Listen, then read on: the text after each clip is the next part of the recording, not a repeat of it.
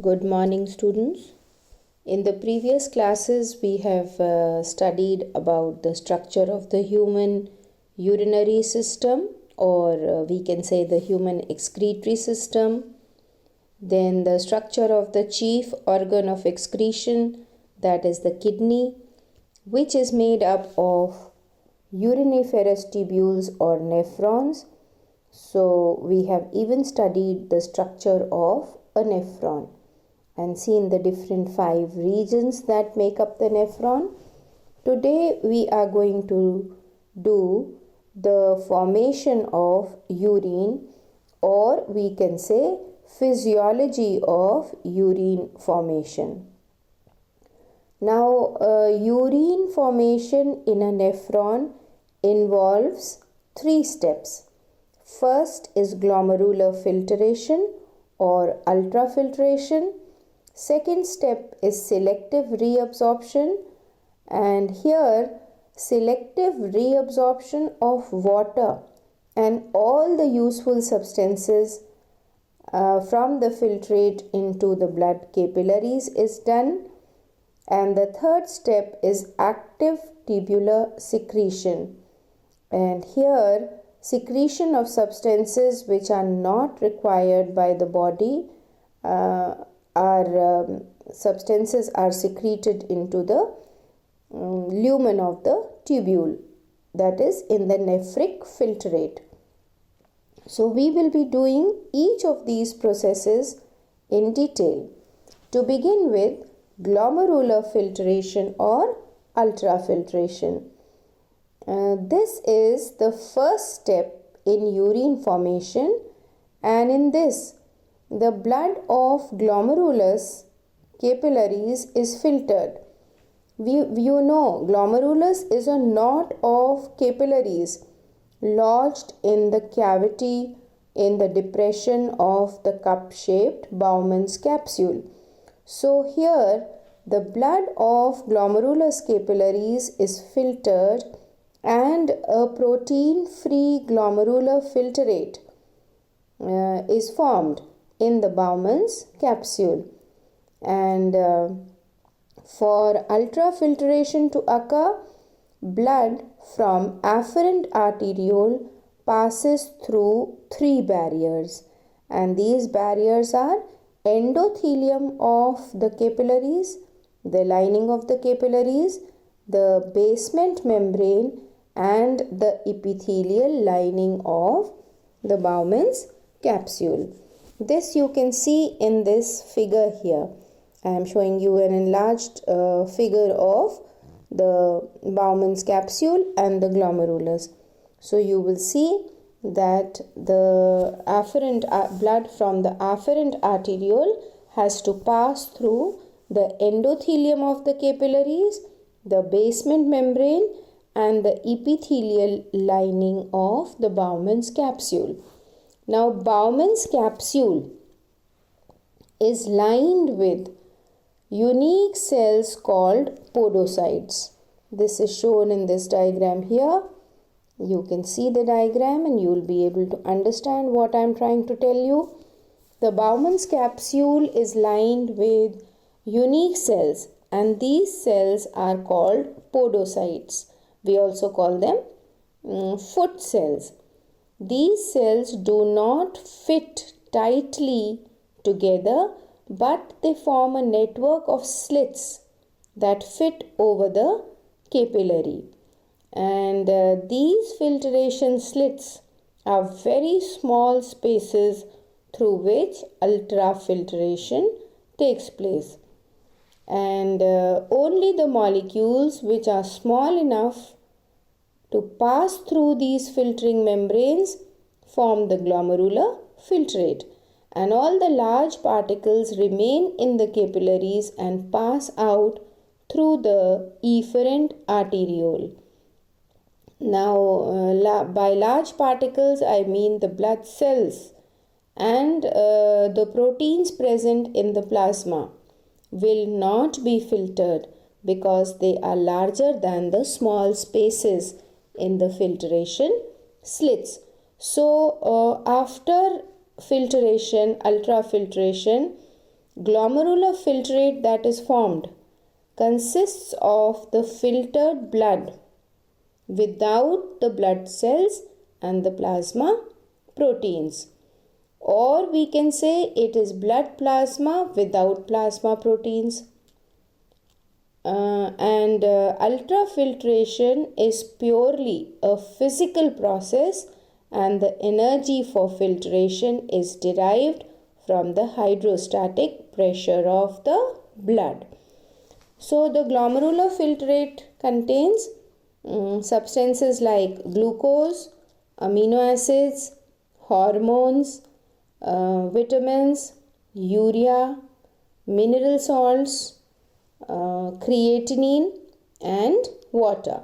So these are the substances that can pass through the filtration slits, whereas the red blood cells, the white blood cells, the blood platelets, that is the three kinds of blood cells, and plasma proteins like albumins and globulins, they are large molecules, large cells, and they cannot pass through the filtration slits. So glomerular filtrate does not contain the blood cells and proteins like albumins and globulins present in the plasma.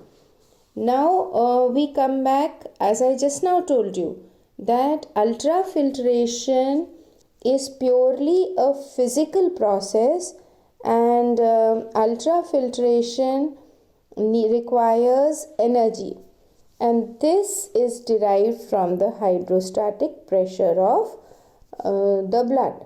Now how does this occur? Hydrostatic pressure of the glomerular filtrate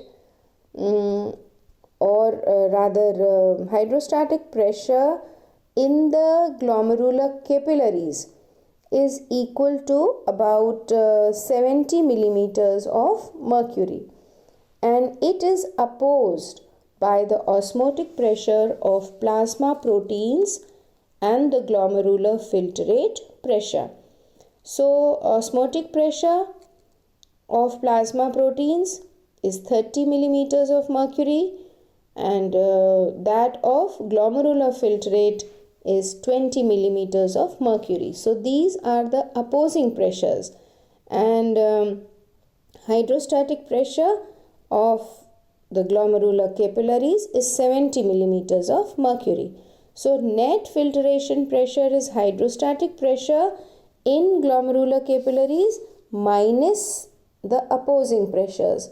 So together the opposing pressures are 50 millimeters of mercury, and hydrostatic pressure in the glomerular capillaries is 70 millimeters of mercury.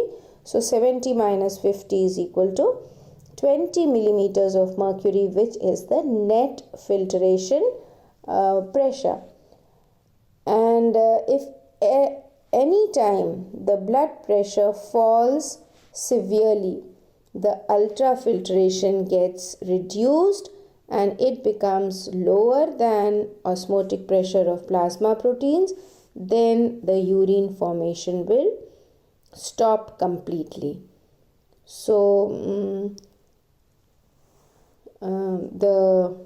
we can say now these are a few figures that I am going to tell you. Glomerular filtration rate is 125 milliliters per minute, and therefore it takes just about 4 to 5 minutes for all the blood to pass through the kidneys and get filtered. And glomerular filtration rate, as I just now told you, is 125 ml per minute. So per hour it will be 7.5 liters, or we can say 7,500 milliliters per hour, which is equal to 180 liters per day. 125 ml per minute. So per hour it will be 7.5 milliliters, and in a day it will equal to about 180 liters per day. And this is how urine is formed. And then we come to the second step in urine formation, that is the tubular or the selective reabsorption. Now, as we have seen, after ultrafiltration, the 180 liters of blood that is filtered per day, or the glomerular filtrate that is produced after filtering of the entire blood, is 180 liters per day. So out of that 180 liters of glomerular filtrate which is produced each day, only 1.5 liters is put out as urine, which clearly indicates that 99% of it is reabsorbed by the nephrons.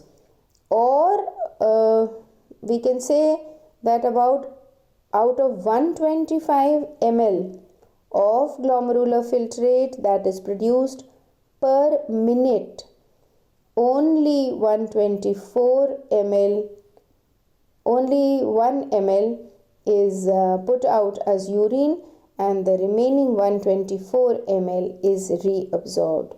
So out of 125 ml per minute of glomerular filtrate, 124 ml is reabsorbed, and only a very small amount, that is 1 ml, is removed out as urine. Now, as I told you, only the blood cells and the plasma proteins are unable to filter out during ultrafiltration, and many useful substances which I named just now, glucose, amino acids, and hormones, vitamins, mineral salts, water, are filtered. So these useful substances that are there in the glomerular filtrate are selectively reabsorbed by the capillary network that is surrounding the proximal convoluted tubule, loop of Henle, and DCT. And I had already told you that this capillary network which surrounds PCT, loop of Henle, and DCT is called vasa recta. So reabsorption occurs here, and the process of reabsorption may occur either by osmosis or active absorption. Now, osmosis, substances like sodium and chloride are reabsorbed by passive diffusion, or we can say by osmosis, and these molecules move in and out wherever the nephron is permeable, for instance in the PCT region. And water and some other substances like urea, ammonia are also reabsorbed by osmosis, and 80% of water and 50% of urea from the glomerular filtrate is reabsorbed into blood by this process. And in active absorption, useful substances like glucose and amino acids are returned into blood from the filtrate by involvement of energy. So we call it active absorption, and it takes place against the concentration gradient. For this, when it takes place against the concentration gradient, means from where it is low to where it is already high in concentration, from the tubules into the blood, making use of energy. So it is called active absorption. And by this, small amounts left in the filtrate then can be absorbed, and total absorption can take place. So the glomerular filtrate contains 200 grams of glucose. All will be reabsorbed by the blood. That is why if glucose is excreted out in the urine, then it is due to some malfunctioning in the body, and generally it is because of undersecretion of insulin hormone, and the problem or the disorder is called diabetes mellitus. Then the third step of active tubular secretion. And as we have already seen that in tubular reabsorption, the useful substances are reabsorbed from the filtrate into the blood, whereas now in active tubular secretion, the reverse process will take place. Substances from the blood will be secreted into the tubule. So this is reverse of what takes place in the tubular reabsorption. That is, substances from the blood will be secreted into the tubule. And most of the tubular secretions occur in the distal convoluted tubule. The selected ions like potassium and sodium and hydrogen and certain drugs, some wastes like metabolic wastes like creatinine and ammonia are actively transported into the tubule, and they are secreted by the tubule into their lumen and form a part of the urine. Most of the potassium ions are secreted in the DCT in exchange of reabsorption of sodium ions. Uric acid and ammonia are also secreted in the DCT and the collecting tubule of the nephron, and this is how urine is produced at the end of the three mechanisms, that is ultrafiltration, selective reabsorption and tubular secretion. And the kidney, being the chief organ of excretion, maintains a steady state of all the body fluids and also as a net effect of the three processes that take place during urine formation. So we say kidney maintains homeostasis, which is a steady state of all the body fluids. So this is how urine is formed, and I'll stop today's class here and we'll continue on the next turn. Good luck to all of you. Take care. Stay safe.